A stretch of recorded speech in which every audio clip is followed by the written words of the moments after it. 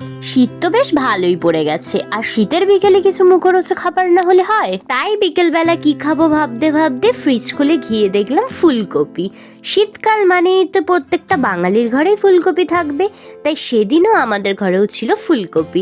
আর ফুলকপি দিয়েই বানিয়ে নিলাম আজকে বিকেল বেলা পকোড়া। ফুলকপির পকোড়া আমি বানানোর জন্য প্রথমে ফুলকপিগুলোকে সিদ্ধ করে নিয়েছিলাম, আর এখানে আমি বেসনটাকে গুলিয়ে তারপর একে একে আমি ভালো করে সব ফুলকপির পকোড়াগুলো অয়েলের মধ্যে ফ্রাই হতে দিয়ে দিলাম। তারপর একে একে ফুলকপির পকোড়াগুলো আমি ভালো করে লাল লাল করে ভেজে নিচ্ছি। জলদি খাবারের মধ্যে এটা কিন্তু একটা বেস্ট অপশন। আমার তো খেয়ে ভালোই লাগলো। সবার কেমন লাগলো রিভিউটা শোনো। আর তুমি হেলমেট আমি যাচ্ছিলাম রাস্তাতে, এত সুন্দর গন্ধ বেরিয়েছিল, আমি আর লোভ সামলাতে পারলাম না, তাই দেখি জানবো রিভিউটা তো শুনেই নিলে, এবার আমার বাবার রিভিউটা শোনা যাক। কি রে, খেয়ে বল কেমন হয়েছে। ফুলকপির পকোড়াটা তো খেতে খুব টেস্টি হয়েছিল রে মাসি, কিন্তু আমার মনে একটু পুড়ে গেছে। চুপ কর, এইসব কথা কেন বলিস না।